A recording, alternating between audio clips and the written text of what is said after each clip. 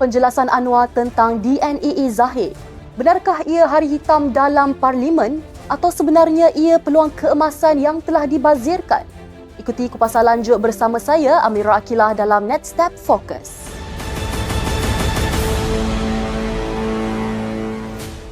Selasa lalu, rakyat sekali lagi disajikan dengan episod kekecohan di Dewan Rakyat ketika sesi Perdana Menteri Datuk Seri Anwar Ibrahim menjelaskan isu keputusan mahkamah yang melepas tanpa membebaskan Presiden UMNO Datuk Seri Ahmad Zahid Hamidi.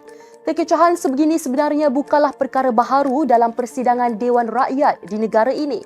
Lebih-lebih lagi pada penggal lalu apabila parti kerajaan tidak berjaya menguasai 2/3 kerusi parlimen sekaligus meletakkan situasi politik negara dalam keadaan tidak stabil. Isu ahli parlimen lompat parti melalui akuan bersumpah, langkah syaratan, kemudian Pakatan Ahli Parlimen menarik sokongan terhadap Perdana Menteri telah mewarnai episod politik negara dalam tempoh 4 tahun lalu sehingga negara menyaksikan pertukaran 4 Perdana Menteri dalam tempoh itu.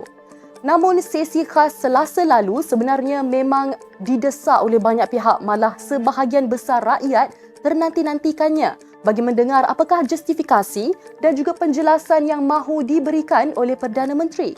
Jika diimbas kembali, Mahkamah Tinggi Kuala Lumpur telah membuat keputusan DNAE terhadap Ahmad Zahid pada 3 September lalu. Keputusan itu bagaimanapun telah menjadi polemik politik dan membuka kepada kritikan banyak pihak terhadap kerajaan, khususnya Anwar sendiri. Anwar walau bagaimanapun cuba menjelaskan perkara itu beberapa kali ketika ditanya wartawan, namun nampaknya ia tidak mencukupi. Maka selepas berdepan pelbagai asakan, Anwar akhirnya bersetuju untuk tampil menjelaskan perkara itu di Dewan Rakyat sempena sesi penggulungan kajian separuh penggal rancangan Malaysia ke-12. Seperti yang dijangka, sesi penjelasan itu berlangsung dalam suasana yang gamat apabila berlaku pertikaman lidah dan masuk campur oleh sebilangan ahli parlimen lain.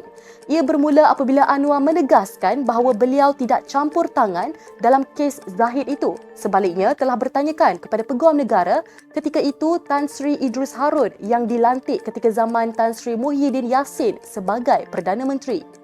Idrus katanya telah memberikan 11 alasan mengapa DNAE terhadap Zahid perlu diberikan.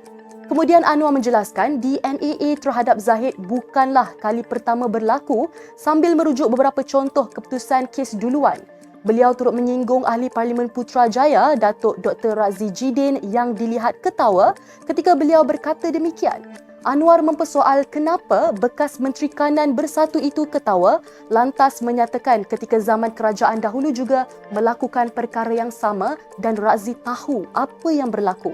Perkara itu menyebabkan Razi berang dan tidak berhenti-henti meminta Anwar menarik balik kenyataan tersebut sehingga Dewan menjadi kecoh.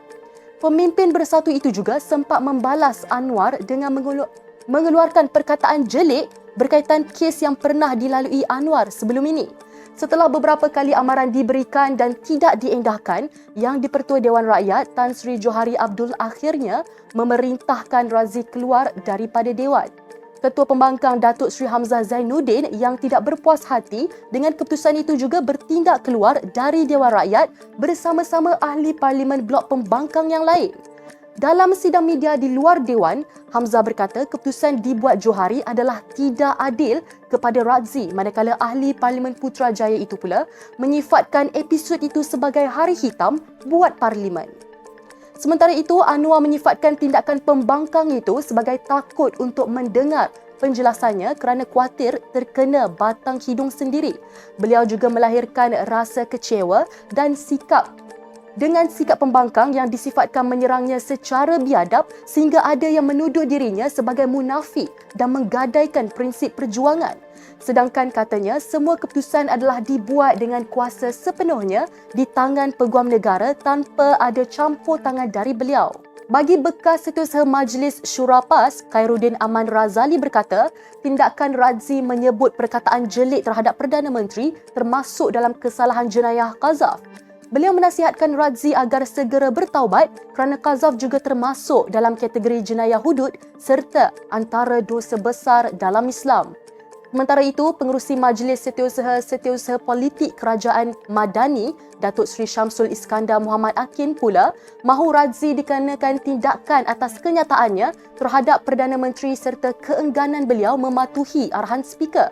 Syamsul berkata pihaknya akan meminta Menteri di Jabatan Perdana Menteri, Undang-Undang dan Reformasi Institusi, Datuk Seri Azalina Othman Said untuk memulakan usaha menggantung tugas Razzi sebagai pengajaran kepada semua ahli parlimen.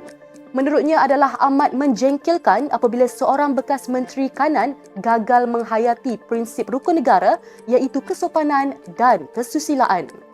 Namun, di sebalik episod penjelasan Perdana Menteri ini, kita dapat melihat bagaimana isu ini sebenarnya memberi impak besar kepada imej kerajaan perpaduan dan bagaimana pihak Perikatan Nasional akan menggunakan isu ini untuk meraih sentimen rakyat demi keuntungan politik mereka.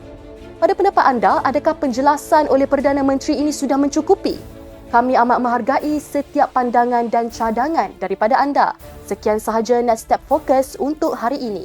Jangan lupa untuk follow Facebook Netstep Malaysia dan subscribe YouTube Netstep TV. Netstep Malaysia, menjangkau informasi, mengorak inspirasi. Saya Amira Akilah. Assalamualaikum dan salam sejahtera.